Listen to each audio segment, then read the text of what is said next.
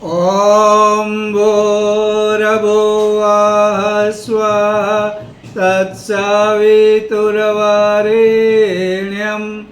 भर्गो देवस्य धीमहि धियो यो नः प्रचोदयात्। ॐ गुरुर्ब्रह्मा गुरुर्विष्णुः गुरुर्देवो महेश्वरः गुरुर्साक्षात् परब्रह्म तस्मै श्री गुरवे नमः।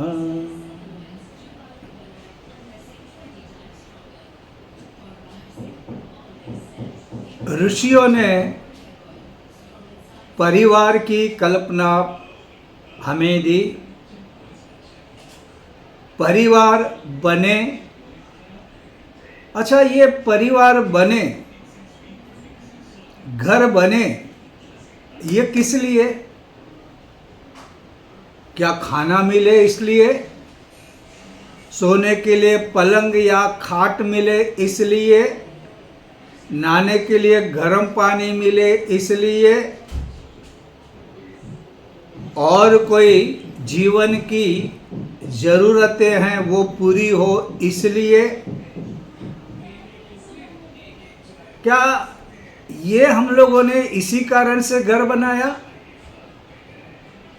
फैसिलिटी मिले? अगर ये सब करना है तो आप किसी धर्मशाला में चले जाओ, खाना भी मिलेगा, सवेरे टाइम पर चाय मिलेगी, नाश्ता मिलेगा, गर्मा गर्म 2-3 सब्जी वाली भाजी भी मिलेगी, भोजन भी मिलेगा, अच्छी थाली भी मिलेगी, बैठे बैठे मिलेगा। पानी भी आपको अपने टेबल पे मिल जाएगा, सोने के लिए रज़ाई मिलेगी, खाट पलंग मिलेंगे, ब्लैंकेट मिलेंगे, जो कुछ भी चाहिए वो मिलेगा। बैठने के लिए जगह भी मिलेगी, ये सब मिलेगा और सस्ते में। अगर आप अपने घर में ये सारी फैसिलिटी लाते हो, घर में तो हो सकता है कि एक बार चाय मिले किसी को बनानी पड़े, हो सकता है कि रोज ब्रेकफास्ट ना हो, कुछ कल का बचा हुआ भी खाना पड़े। ये ज़रूरी नहीं कि रोज़ 2-3 सब्जियां हो, एक सब्जी हो, एक दाल हो, और कभी कभी एक सब्जी या एक दाल में भी चलाना पड़ता है। ये घर है। तो घर इसलिए नहीं बने, कुटुंब परिवार इसलिए नहीं बने कि ये सारी फैसिलिटी, खाना मिल जाए, चाय मिल जाए, सोने को जगह मिल जाए, ओढ़ने के लिए रजाई मिल जाए, चादर मिल जाए। इसलिए तो घर नहीं बनाया ऋषियों ने। घर बनाने का कारण है आत्मीयता। कोई मेरा है और मैं किसी का हूं। सुख आए या दुख आए, बट जाए, आपस में हिल मिल के रहे, रोए तो भी साथ में, हंसे तो भी साथ में।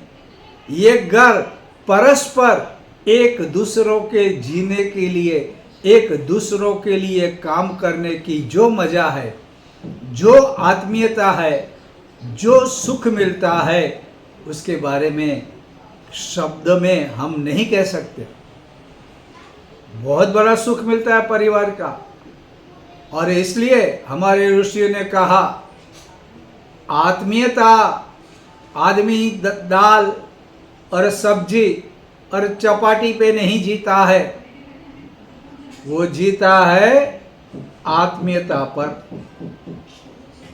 जहाँ अपनापन है, जहाँ सद्भाव है, जहाँ पर सहकार है, वो परिवार है, वो घर है।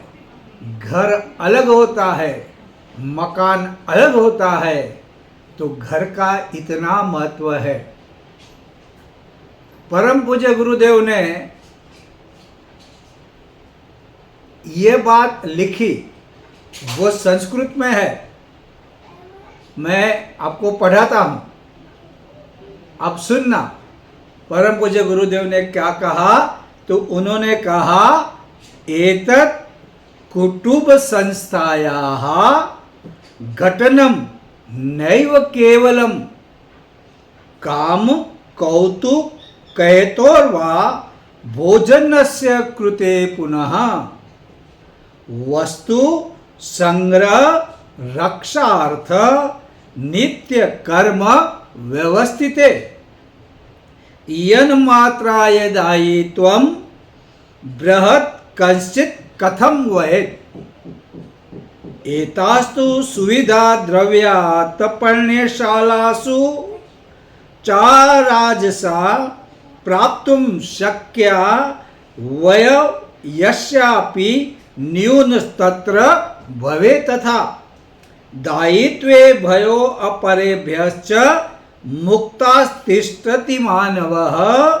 इत्यपि नरा बद्धा कुटुंबस्यानुशासने। क्या अर्थ हुआ?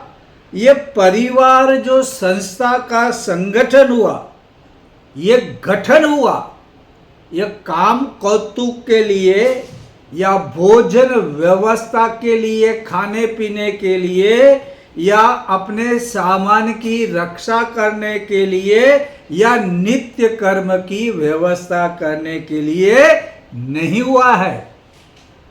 अगर ये समझते हो इसलिए हमारे ऋषियों ने घर बनवाए और परिवार बनवाए इन चीजों के लिए, तो ये गलत है।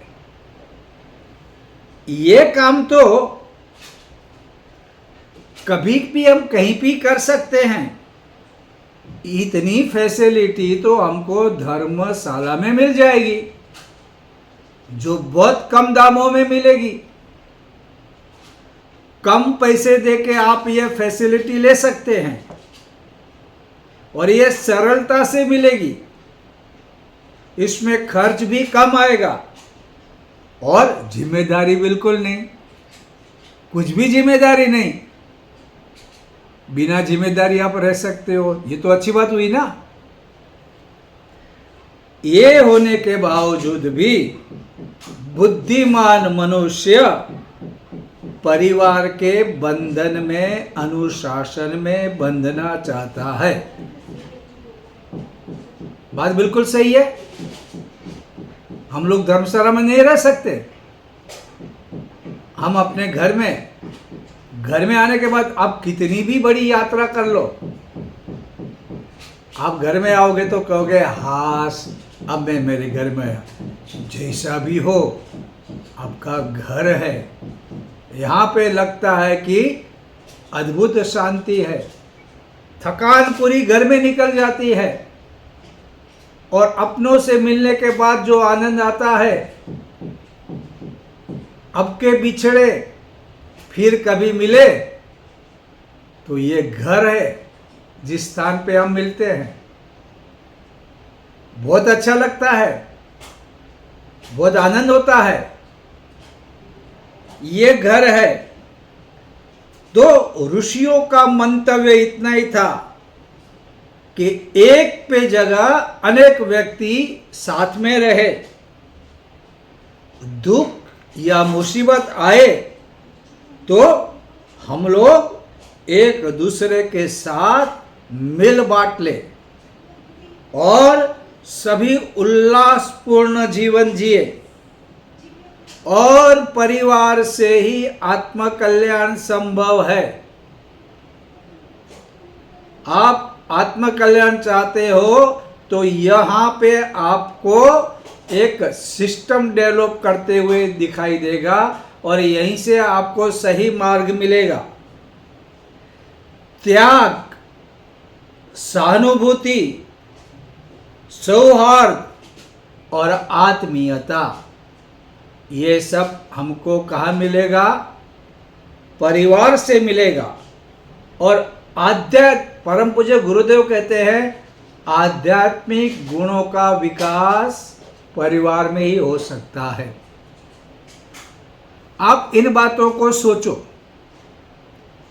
बार बार चिंतन करो। इसलिए अगर धन है और सिर्फ होटल में रहे, होटल में सब कुछ मिलेगा, आप जो ऑर्डर करो वो खाना आ जाएगा। आप बोलो चपाती चाहिए, आप बोलो पराठा चाहिए, आप बोलो नान चाहिए, आप बोलो शीरा चाहिए, आप बोलो लड्डू चाहिए, आप बोलो मुझे ये सब्जी चाहिए, फलानी सब्जी चाहिए, जैसे ऑर्डर दोगे गर्मा गर्म सर झुकाए कोई भी नौकर वहां पे चाकर आएगा और आपको दे देगा। कितना अच्छा। घर में तो कभी कभी हाना भी होती है, वो घर में कहते हैं नहीं आज तो यही सब्जी बनी है, यही मिलेगी, दूसरी नहीं मिलेगी। आप वहां पे ऑर्डर नहीं दे सकते, सबके लिए जो बना है आपको खाना है। लेकिन होटल में तो आप जो बोलो मिलेगा, वो भी सर झुकाए आपको आएगा। आप खाओ। रहने के लिए आपको अच्छे अच्छे पलंग, चादर, एसी, बड़ा पलंग, एक पलंग पे आप अकेले सो, सब फैसिलिटी। हो सकता है घर छोटा हो तो एक पलंग पे, एक गद्दे पे 2 या 3 भी सो। फिर क्या फर्क है? वहां सब कुछ है। बाथरूम, टॉयलेट भी बड़े बड़े हैं, सुंदर है, स्वच्छ है, सुगंधी है। लेकिन वहां पे आत्मीयता कहाँ है? अपनापन कहाँ है? भोजन परोसने में जो स्नेह होता है वो कहाँ है? वो तो नहीं है। और आप होटल में बहुत ज़्यादा नहीं जी सकते, नहीं रह सकते। घर में जिंदगी गुजार सकते हो, क्योंकि वहां पे सब अपने हैं, आत्मीयता है, सह अस्तित्व है। कोई भी हो, एक दूसरे को मदद, कोई खाना पका रहा है, कोई खाना परोस रहा है, कोई खाना प्राप्त करने के लिए कमा रहा है, सब आपस में काम कर रहे हैं। कोई गद्दी बिछा रहा है, कोई एक दूसरे को पानी दे रहा है, किसी को प्यास लगी, इशारा किया, पानी आ गया। ये घर है, एक दूसरे के लिए सह अस्तित्व, परस्पर जीना है। और इसलिए घर चाहिए, और इसी में मनुष्यता, मानवता और स्नेह है। और परम पूज्य गुरुदेव ने एक सूत्र दिया, घर में सहकार होता है और सहकार से सद्भाव पनपता है। अब आप सोचो, घर की व्यवस्था हमने अपनाई, लेकिन ये व्यवस्था गड़बड़ा रही है। परम पूज्य गुरुदेव ने युग निर्माण की बात की तो उन्होंने परिवार को बहुत महत्व दिया। आपको पता है, प्रज्ञा पुराण 3 परम पूज्य गुरुदेव ने इसी परिवार गृहस्थी के ऊपर ग्रंथ लिखा है। क्योंकि आजकल परिवार व्यवस्था टूट रही है। सभी लोग अपना अपना व्यक्तिगत लाभ के बारे में आज कुछ इतना लिखा जा रहा है, मीडिया में इतना कहा जा रहा है, और अभी पत्नी और पत्नी दोनों पैसे कमा रहे हैं। तो क्या हो गया? जो आत्मीयता थी, परस्पर जीना, अब लोग कहते हैं ये मैं मेरी तरह से जीऊंगा या जीऊंगी। आज किसी वृद्ध बीमार ससुर या सास को पानी चाहिए और पानी मांगा तो लोग मुंह खराब करते हैं, मुंह फेर लेते हैं, पानी देते नहीं, देते हैं तो दो बातें सुनाते हैं, उनका सीना जल जाता है। कोई बीमार वृद्ध ऐसा बैठा है जिसको बीमारी है, वो खड़ा होता तो उसको चक्कर आते, उसके हृदय में खून नहीं घूम रहा है, कोई बोधर नहीं करता है। पानी देने के लिए कहते हैं, पानी चाहिए तो खुद भर लो। अगर वो कहता है कि मैं यहाँ पे ठीक बैठा हूँ, तो वे कहेंगे हमें भी तो चलना पड़ेगा, आप चलो, हम क्यों दें आपको। ये गृहस्थ आश्रम नहीं है। जिंदगी में एक बात सीखना, कोई असहाय है, कोई कमजोर है, कोई वृद्ध है, वह अपने घर का हो या पराया हो, मनुष्यता। आप किसी भगवान में नहीं मानना चाहते हैं तो मत मानो, आप किसी धर्म में नहीं मानना चाहते हो तो मत मानो, लेकिन उनकी सहायता करना यह तो बुद्धिमत्ता है, यह तो तुम्हारी भाव जीवन की प्रगटीकरण है। उसमें भी तुम बोलोगे हम नहीं करेंगे। आज अगर आप घूमो, वृद्धाश्रम में जाओ, तो आपको आंख में आंसू आएंगे। वह वृद्ध लोग कहते हैं कि जब हम मर जाए तो हमारी अंतिम क्रिया के लिए हमारे बच्चों को मत बुलाना, हमारा मुंह मत दिखाना। ऐसा क्यों हो रहा है? जैसे हम लोगों ने पिछली बार की, माता पिता मर भी जाते हैं तो बंटवारा होता है। दो भाई अगर विदेश में हैं तो ये डिसाइड होता है, बाप मरेगा तब तू इंडिया जाना, वो कहता माँ मरेगी तब तू जाना, तब मैं नहीं जाऊंगा। इतना अच्छा है, अब तो कॉन्ट्रैक्ट सिस्टम आ गई है। कोई मरता है 50,000 लेते हैं, सारी सिस्टम संभाल लेते हैं। एम्बुलेंस लाएंगे, जलाएंगे, प्रार्थना करेंगे, पूजा करेंगे, श्राद्ध करेंगे, सब हम कर लेंगे। Give us 50,000 rupees. फिर लोगों को आने की ज़रूरत नहीं है। लोग कहेंगे वो तो मरने वाला मर गया, अभी हमारे दिल में है, हम पूजा मन में कर लेंगे। पहले लोग मृत्यु के बाद एक दूसरे के घर पे आश्वासन देते थे, अभी नीचे लिखते हैं आदमी मर गया है, लौकिक व्यवहार बंद है, कृपया हमारे घर पे आना मत। ये धीरे धीरे आत्मीयता कम हो रही है, और इसी आत्मीयता की कमी होने से मानसिक बीमारियां बढ़ रही है, कलह बढ़ रहा है, क्लेश बढ़ रहा है। आज एक दूसरों के लिए जो प्रेम होना चाहिए वो कम होते जा रहा है। मुझे याद है, हम जब आश्रम में जाते थे तो एक दूसरे को खाना परोसना, किसी को पानी की ज़रूरत है तो दौड़ के पानी पहुंचाना, अगर कोई वृद्ध है तो उनको उठा के हाथ पकड़ के सहारा देना, ये सारी चीज़ें हम लोग सीखते थे। धीरे धीरे क्या हो रहा है, वो धर्मशालाओं की बात, वो मेलों की बात, वो यात्राओं की बात भूल जाओ। घर में भी कोई किसी को मदद करने के लिए तैयार नहीं।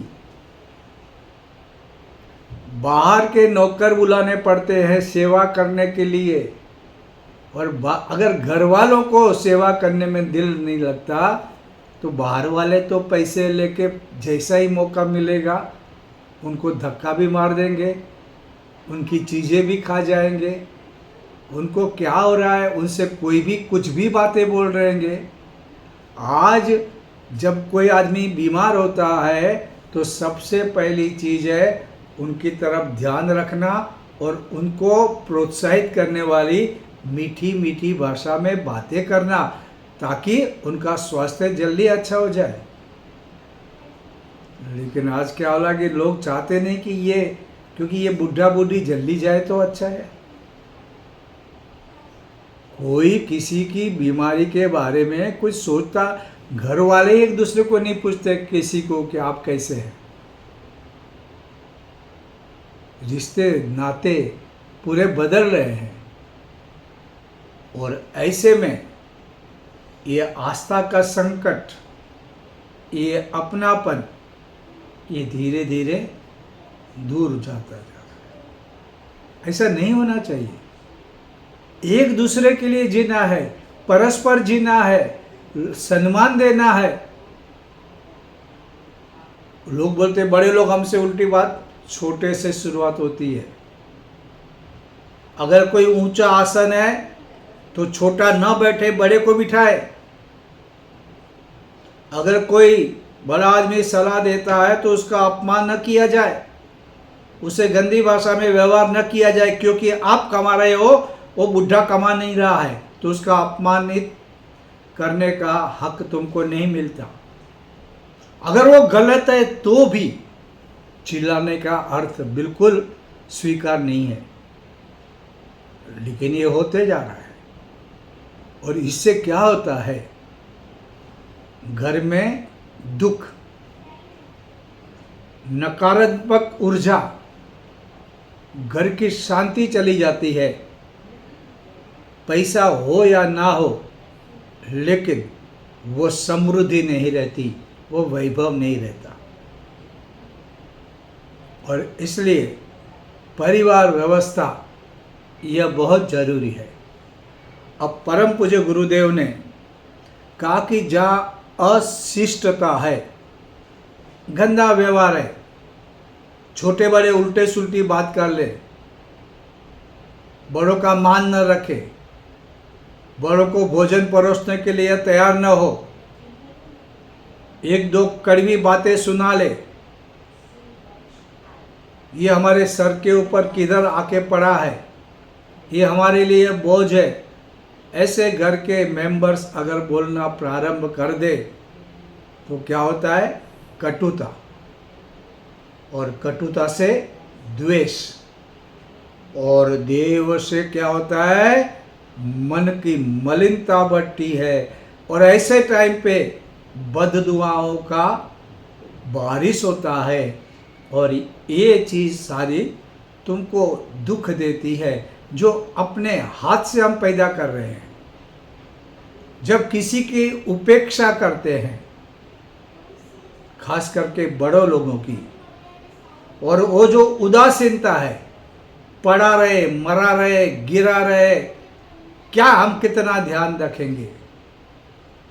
जब ये भावना आती है, जब प्रेम और सहकार नहीं होता, और जहाँ पे प्रेम और सहकार नहीं, वहाँ सद्भाव नहीं रहता, और ये अवगणना, उनका होना बिल्कुल महत्वपूर्ण न हो। बूढ़े हैं तो पड़े रहे, हमको क्या। या तो उन्होंने पहले हमको बहुत परेशान किया, बहुत हैरान किया, अब हमारे पास मौका है, इस बूढ़े और बुढ़िया को बरोबर देख लेंगे, पूरा बदला लेंगे। ये जो ख्याल है, ये पिशाच का ख्याल है, असुरों का ख्याल है, और ये घर के सुख को नष्ट कर देते हैं। ये किसी को समझ में नहीं आता। तो हमारे ऋषियों ने हमको 2 सूत्र दिए। ये परम पूज्य गुरुदेव ने हमको कहे, उन्होंने कहा पहला सूत्र याद रखो, सहकार से सद्भाव बढ़ता है। सहकार करो, कोऑपरेट करो। एक को प्यास लगी, दूसरा पानी का गिलास लेके आए, तीसरे को किधर दर्द हुआ, चौथा दवा लेके आए, एक का मन उदास है, दूसरा उसको हंसाए, एक को किसी चीज की जरूरत है, दूसरा ले, कोई चलने में दिक्कत है, दूसरा उसको सहारा दे। यही तो घर है। अगर ये घर होते हुए भी हम लोग नहीं कर सकते, अपना अपना देखेंगे, हम तो अपना कमा ले रहे हैं, तो हम हमारी मर्जी से जिएंगे। अगर ये ख्याल आता है तो ये ठीक नहीं है। हम कितना भी मालाएं करें, कितने भी जप करें, कितने भी तिलक उलट करें, क्या मतलब है। क्या मतलब है? उससे क्या होने वाला है? तुम धार्मिक कहलाओगे? तुम फलानी फलानी मालाएं पहनोगे? ऐसा नहीं होता है। अगर पत्नी को कोई तकलीफ है तो बच्चों का और पति का ध्यान होना चाहिए कि भाई इसकी कमर में दर्द है, तो उसे वो काम नहीं देना चाहिए, उनका ध्यान रखना चाहिए। और उसी तरह पत्नी का भी, अगर पति को सीने में दुख रहा है और पत्नी अपनी पार्टियों में जा रही है और पति मर रहा है, जी रहा है, उसकी परवाह नहीं, तो वो भी गलत है। पति को दर्द हो रहा है तो ये पार्टी गई बाहर में, क्या करना है? अगर पति और पत्नी एक दूसरे के लिए जिएंगे तो अच्छा है। पति बोले मैं अब मेरा देखूं और पत्नी बोले मैं मेरा देखूं, तो दोनों राक्षस हुए। ये राक्षस कुल के लोग की तरह बिहेव कर रहे हैं। एक दूसरे के शादी इसलिए नहीं की है, शादी इसलिए की है कि एक दूसरे को जो अधूरापन है उसको पूर्ण करना है। और पहले पति पत्नी है, हम एक दूसरे के लिए जिए, एक दूसरे की ज़रूरतें पूरी करें, उसकी ये इच्छा है तो पूरी करे। ये दोनों का ड्यूटी है। सिर्फ पत्नी ना सोचे और ना पति सोचे, दोनों को परस्पर करना है। उसी तरह बेटे और बहुओं का भी फर्ज है। कोई भी हो, एक दूसरे को मदद करनी है, एक दूसरे का सहयोग करना है, क्योंकि ये फॉर्मूला 1 + 1 = 2। और इसी तरह सहकार करेंगे एक दूसरे से तो क्या हो जाएगा? सद्भाव बढ़ेगा। संडे बहू सो रही है, सोने दो। और बहू को देखना है, अगर सास की तबीयत ठीक नहीं है तो 1-2 घंटा ज़्यादा रसोई घर में दे दिया तो खुशी खुशी देना है। अगर ससुर वृद्ध है, कोई बीमारी लगी है, उठ नहीं चल नहीं सकता, तो जाकर उन्हें दो। उनके लिए कुछ ऐसा खाना बनाओ जो खा सके। उनके दांत नहीं है, एक दिन ऐसा भी निकालो बिना दांत भी कोई ऐसा स्वादिष्ट खाना बनाओ, खिलाओ। यह तो परिवार की भावना हुई। कुछ एक्स्ट्रा मेहनत नहीं करनी है, और अगर मेहनत एक्स्ट्रा करनी है तो ये पुण्य में कन्वर्ट हो जाएगा, पाप नहीं लगेगा तुमको इसके लिए। उसी तरह ससुर का भी फर्ज है, सास का फर्ज है। बहू को कौन सा खाना अच्छा लगता है, उसे किस चीज़ में मन भाता है, वो चीज़ें घर में बनाओ या बाहर से लेके खिलाओ। उनकी इच्छा पूरी करो, लेकिन ये दोनों को करना है। ये वन वे एक करे दूसरा करे ही नहीं तो फिर वो गलत होता है। वो घर कैसे बनेगा? एक दूसरे को मदद करो, सास बहू के बारे में, बहू सास के बारे में। और बेटे का भी ड्यूटी है, वो देखो किस तरह से क्या करना है। पिता की तबीयत के बारे में पूरी नज़र होनी चाहिए। इलाज, खान पान में जो फ़र्क होता है उसके बारे में सोचना चाहिए। बड़े ही इज्जत और रिस्पेक्ट से पिताजी का खाना पीना बदलने की तैयारी और तब हो सकेगी जब वो पिता की तरफ ध्यान देगा, उसके बारे में सोचेगा और इसके बारे में कुछ करेगा। क्योंकि इसी पिताजी ने कई मन्नतें मानी हैं, कहीं दुख दूर करने के लिए कितना मेहनत किया है, न जाने उनके सुख के लिए वो कितने के कदमों को चूमा है। ये सारी चीज़ें नोट, कृतज्ञता, ग्रेटिट्यूड याद करना, ये सब बच्चों की फर्ज है। पापा तुमको कुछ समझता नहीं, ये भाषा गलत है। और इसलिए कोई भी पत्नी अपने पति को भी बच्चों के सामने जो कहती है ना, वो आप चुप बैठो, आपको कोई समझता नहीं, मैं देखती हूँ, यही डायलॉग फिर बच्चा तुम्हारे लिए बोलेगा, तुमको कुछ समझता नहीं है। ये तुमने पैदा किया है। गर्भधान संस्कार की बातें करने वाले लोग भी अगर घर में इसी भाषा का उपयोग करेंगे तो उनको यही भाषा वापस कान में स्वीकार करनी पड़ेगी। फिर रोने का कोई मतलब नहीं होता। तो ये बात हमारी ऋषियों की याद रखना है। सहकार, कोऑपरेट, सभी लोग घर में, और ये सभी के लिए, किसी एक आदमी कोऑपरेट करता रहे और फिर वो निठल्ला बन जाए तो मतलब नहीं। दूसरा, हमारे ऋषियों ने कहा उपेक्षा, उदासीनता। इससे क्या होगा? तुम्हारी घनिष्ठता कम हो जाती। कोई आदमी है उसके बारे में गिनती नहीं करना, ये ऐसे है, उनको छोड़ो।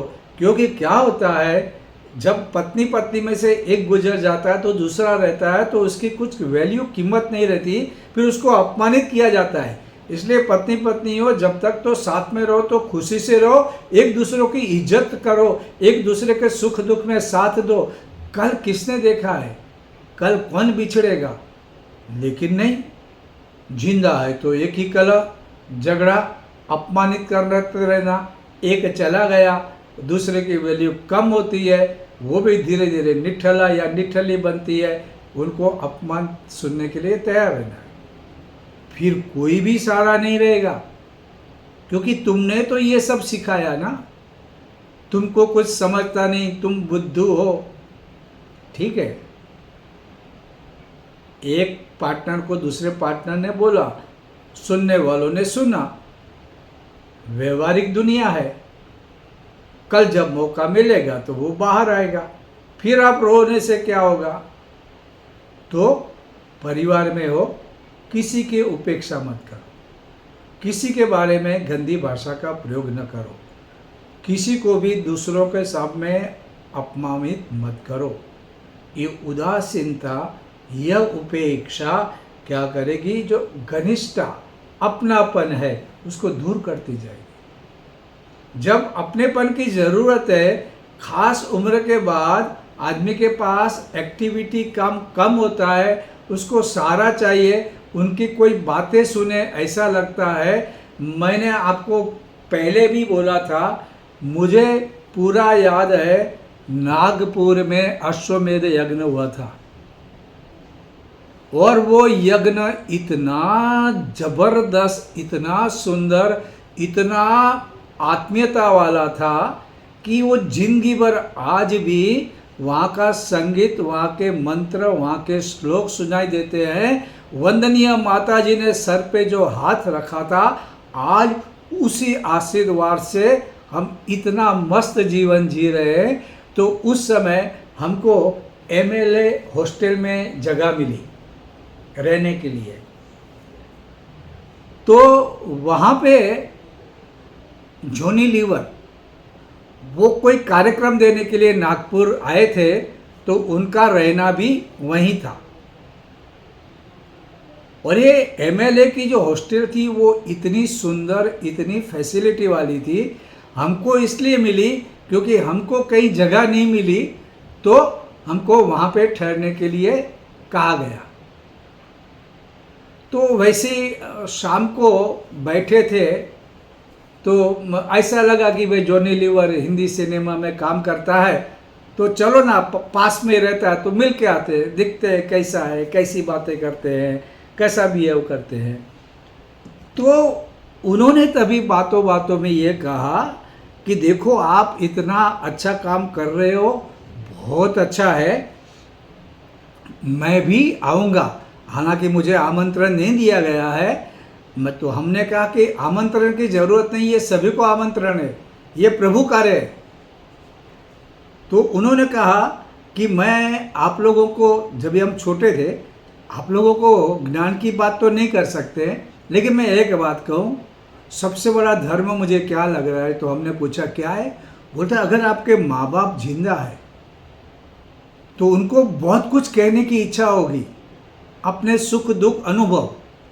जो व्यक्ति उनकी बातें बैठ के चैन से सुनता है, प्रेम भाव से सुनता है, भगवान सबसे ज़्यादा उस पर प्रसन्न होते हैं।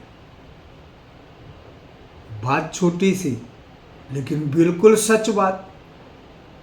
माता पिता जो वृद्ध हो गए हैं, दुनिया की नज़र में निकम्मे हैं, घर वालों को भी लगता है कि ये अक्ल इनमें नहीं है क्या करने का, इनको कुछ समझता ही नहीं है।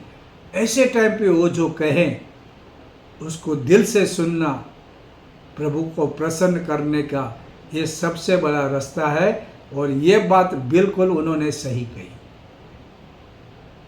जो अश्वमेध यज्ञ से बहुत सीखा और साथ साथ लगा ये भी अश्वमेध का एक हिस्सा है। परम पूज्य गुरुदेव ने उनके मुख से भी एक सत्य कहा जो जीवन भर पालना चाहिए। तो जीवन ऐसा है, उनके मुख से आशीर्वाद निकले, उनको दिल को चैन मिले, ये जरूरी है। उनका दिल जले, बदुआ मिले और हम उनके लिए कुछ भी नहीं करें तो वो गलत है। और परम पूज्य गुरुदेव कहते हैं आप घर में किसी से भी बात करो ना तो पूरा सद्भाव से और शिष्ट भाषा का प्रयोग करो। अच्छा, ये कभी आप व्यवहार की बात करते हो या मजाक में भी? कभी कभी हम मजाक में कुछ भी कह देते हैं तो शब्दों का मूल्य हम भूल जाते हैं। परम पूज्य गुरुदेव कहते हैं कि व्यवहार की भाषा हो या मजाक हो, भाषा का शिष्टाचार आपको संभालना है, गलत भाषा का प्रयोग करना नहीं। उन्होंने कहा कि महाभारत में दुर्योधन राज्य को पाने के लिए गलत तरीके से काम करता था और जब भी मौका मिलता था पांडवों का अपमान करता था, उनकी जबान से गंदी भाषा निकलती थी। अब ये सब देखकर भीम गुस्सा करता था और भीम को जब मौका मिलता था तो वो द्वेष से नफरत करके जब भी मौका मिलता उनको परेशान करता था। और द्रौपदी जब दुर्योधन अपने महल में पानी में गिरा तो मजाक में बोला था, गंभीरता से नहीं कहा कि अंधे का बेटा अंधा होता है, लेकिन मस्करी में की हुई अशिष्ट भाषा, उसका रिजल्ट क्या आया? दुर्योधन नारी की मर्यादा भूला और जब उसको मौका मिला तो उन्होंने नारी का शील लूटने का प्रयत्न किया। ये सब कैसे हुआ? अपनी जबान को उन्होंने संभाला नहीं।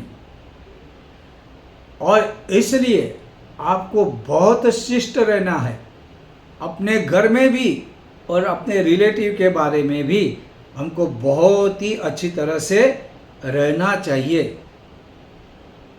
परम पूज्य गुरुदेव ने एक बात लंका की बात की, जो रावण और राम, कुंभकर्ण, विभीषण, वाली, इन सब की भाषाओं के कारण जो भी कुछ गड़बड़ियाँ हुई, अपमानित हुआ और गलत व्यवहार हुआ, इसके बारे में हमें सीखना चाहिए।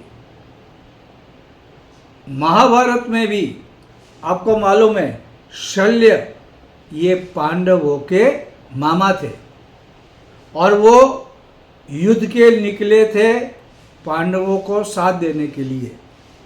लेकिन पांडवों ने क्या किया, वो तो मामा है आ जाएगा, और उनको आते समय न उनकी फैसिलिटी देखी न उनकी व्यवस्था देखी, उनको अपमान लगा। और इधर दुर्योधन ने मौका उठा लिया, शल्य जहाँ से आते थे वहाँ पे उनको भोजन की व्यवस्था, वहाँ के रास्ते सीधे करके देते थे, रथ के सामने खड़े होके शीतल जल, शरबत और अच्छा अच्छा फल फ्रूट दिया करते थे और इतना उनका स्वागत किया, बीच बीच में हार पहनाते थे कि शल्य को लगा कि ये मेरे पांडव कुछ भी नहीं कर रहे हैं, मुझे पूछ भी नहीं रहे हैं और इतना कर रहा है। और ऐन मौके पर शल्य कौरव पक्ष में जुड़ गए और पांडवों को युद्ध में बहुत भारी भी गिरे।